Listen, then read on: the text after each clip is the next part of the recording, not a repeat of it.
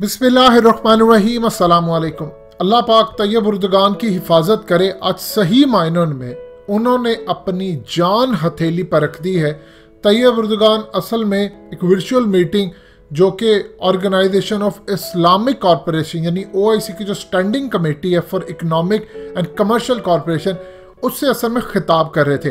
और तैयब उर्दगान ने आज ओपनली बात की कि इनफ इज इनफ हो गया, अब वक्त आ गया है कि ये पूरी दुनिया का निज़ाम गिर रहा है, लिहाजा अब हमें सूद पर मबनी इस इकोनॉमी बेस्ड सिस्टम को ख़त्म करके इस्लाम का निज़ाम लेकर आना चाहिए। वो निज़ाम जो इस्लामिक असूलों पर हो और नफ़ा नुकसान के इश्तराक पर मबनी इस्लामिक निज़ाम जो कि पूरी तरह टेक ओवर करने जा रहा है, इसको अब लेकर आना है। और उन्होंने इमरान खान समेत तमाम मुस्लिम कंट्रीज को कहा। मजीद डिस्कस करने से पहले इस वीडियो को लाइक करें, हकीकत टीवी को सब्सक्राइब करें और बेल आइकन पर जरूर क्लिक करें कि मैं अकेला ये काम नहीं कर सकता। तमाम मुस्लिम कंट्रीज के सरबराहान आगे बढ़े। ये करेंसी का जो प्रेशर है इसको ख़त्म करने के लिए अब आप अपनी लोकल करेंसी इस्तेमाल करें। यानी एक आइडिया उनके पास ये है कि आप अपनी एक करेंसी बना लें। हम मुस्लिम कंट्री वाले, जिस तरह यूरोपीय यूनियन ने बनाई है, क्या OIC वाले एक करेंसी भी नहीं बना सकते? और जो बैंकिंग सिस्टम होगा वो नफ़ा नुकसान की बिना पर हो। और इस सूरत हाल के अंदर किसी सूरत हमें पुराना निज़ाम काबिल कबूल नहीं। यकीन कीजिए ये वो चीज़ है जो सही मायनों में खुलाफत रास्ता की याद दिलाती है। आप ये देखें कि हमें तो बताया ही नहीं जाता किताबों में कुछ क्या हमारा इकोनॉमिक सिस्टम था।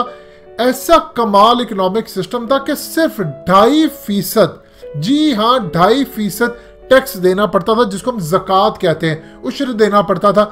ये 2.5% भी सिर्फ वो लोग देते थे कि जो साहिब हैसियत है। एक हद तक आप 7.5 तोला सोना से ऊपर जिसके पास है वो 2.5% देगा। आज आप जरा अंदाजा कर लीजिए, कभी आपको विद होल्डिंग टैक्स कभी किसी जगह 16% है, किसी जगह 20% है, किसी जगह 18% है।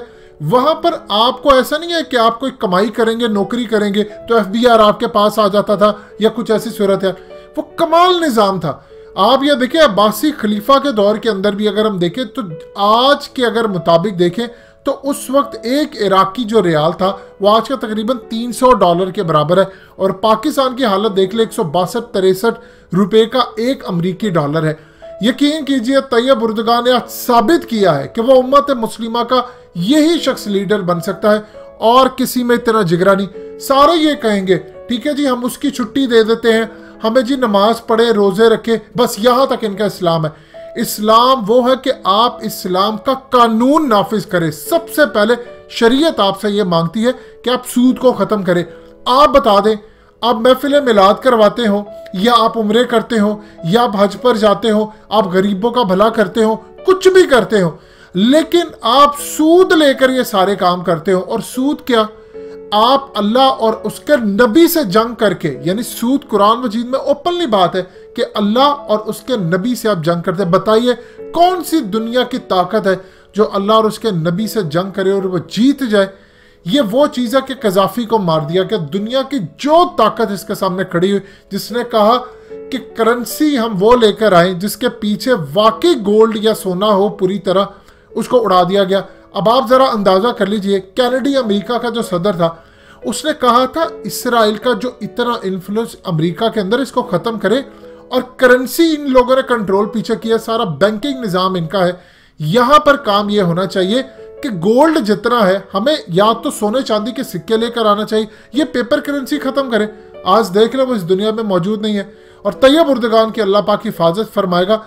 अफगान तालिबान को आप ज़रा अंदाज़ा कर ले, पिछले 20 सालों में जब मुल्ला उमर जिंदा भी थे तब से लेकर आज तक उनको ऑफर की गई कि आप ये एक्सेप्ट कर ले, एक दफ़ा निज़ाम एक्सेप्ट कर ले, $50 अरब, $100 अरब, $150 अरब तक इन्वेस्टमेंट होगी, आपको पैसा दिया जाएगा। आप सिर्फ जमहूरी निज़ाम रखें और ये सूद बेस इकोनॉमी रखें।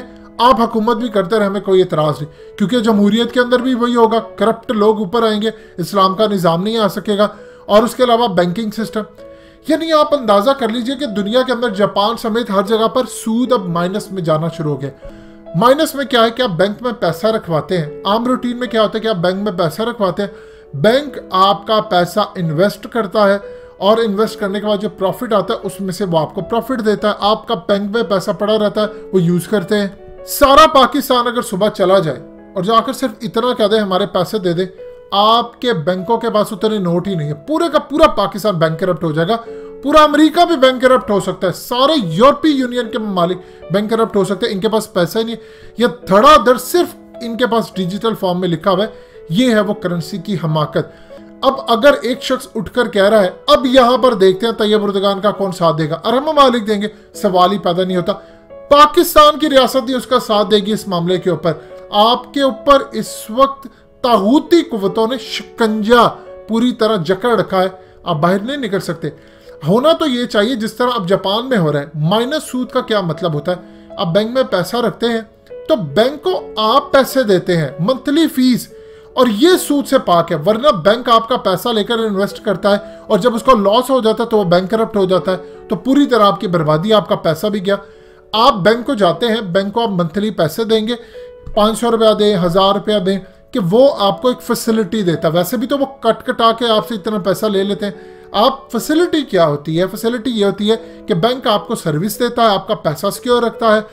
इस सूरत हाल के अंदर वो आपका पैसा यूज नहीं करेगा, वो अपने सैलरीज देगा वर्कर्स को, वो आपको पूरी टेक्नोलॉजी देगा, उनके ऑफिस से हर तरह का खर्चा वो आप जो फीस देंगे वो देगा। ये हलाल शरन है। अब तैयब उर्दुगान कह रहे हैं कि हम ये लेकर आए कि अगर कोई ऐसा निज़ाम लेकर हम आना चाहते हैं इस्लामिक बेस, और याद रखिएगा उन्होंने पूरी वर्किंग करके रखी है जिसके अंदर नफा और नुकसान होगा। ऐसा नहीं है कि आपने पैसा रखा बस सूद वसूद लेते जा रहे और आप अल्लाह और उसके नबी से जंग भी करें और सूद के पैसों से आप गरीबों की मदद करें। अल्लाह को आपके ऐसे पैसों की, ऐसी नमाजों की, ऐसे हज और उम्रे की जरूरत नहीं है। आप देख ले पाकिस्तान के साथ क्या हाल हो रहा है दुनिया के साथ। 2 नंबर काम करें, आप उम्रे करने जाते, कमाइयाँ आपकी हराम है। अल्लाह को चाहिए आपके उम्रे बंद पड़े, आपका हज बंद पड़ा है और आप इतना फासला रख रहे हैं। ये ऐसी चीज़ें अल्लाह को नहीं चाहिए। अल्लाह को कोई आपकी इबादतों का गर्ज नहीं है। अल्लाह के पास फरिश्ते हैं, वो जितनी इबादत इंसान नहीं करता फरिश्तों से कई गुना ज्यादा करते हैं। लिहाजा ये कहना कि हम कोई एहसान कर रहे हैं नमाज पढ़ के या किसी की मदद करके, आप एहसान नहीं करें, आप अपने ऊपर एहसान करें। लिहाजा इस सूरत हाल के अंदर निज़ाम लेकर आना।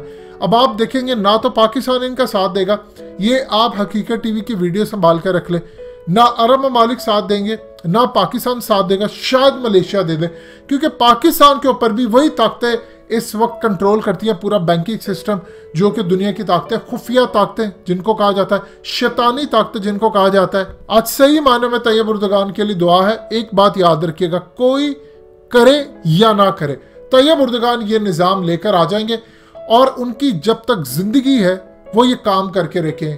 अब उन्होंने जो मॉडल की बात की, असल में उन्होंने पूरी तरह तुर्की में इंप्लीमेंट करने का फैसला किया है, लेकिन वो अकेले नहीं ये काम कर सकते, आपको दूसरी कंट्रीज को साथ मिलाना पड़ेगा। वो आहिस्ता आहिस्ता बैंकिंग निज़ाम पूरी तरह चेंज करने जा रहे हैं, फिर उसके बाद वो दुनिया को मॉडल देंगे। देखिए तुर्किश लीरा गिरा, जरा सी लड़ाई होती है, ये खबर आती है कि ट्रंप या कोई और अमेरिकी सदर जो भी आएगा वो आकर कहेगा कि हम तुर्की पर पाबंदी लगा रहे, तुर्किश लीरा धड़ाम से नीचे। पाकिस्तान के अंदर क्या सूरत हाल है, ये तो आपकी वबा ही और उसकी वजह से ना कुछ चीज़ें इंपोर्ट कर पड़े, इतना ज़्यादा टैक्स लगा दिया, फिर भी अमेरिकी डॉलर 168 या 70 से होता 160 तक आया और फिर ऊपर जाना शुरू हो गया। ये टेम्परेरी है। आपको सिर्फ अगर जो काम करना है, आपको सूद हटाना है। देखिए अल्लाह की कैसी बरकत आती है। रियासत मदीना ऐसे नहीं बातों से, तकरीरों से, नारों से नहीं बनती, आप इंप्लीमेंट करके दिखाएं, और वो काम सिर्फ अर्दुगान कर सकता, क्योंकि उसके अंदर जो जिगरा है वो ईमान से भरा हुआ है। दोस्तों हकीकत टीवी को सब्सक्राइब करना मत भूलिए, वीडियो को लाइक करें, शेयर करें और कमेंट सेक्शन में अपनी राय का इजहार जरूर करें।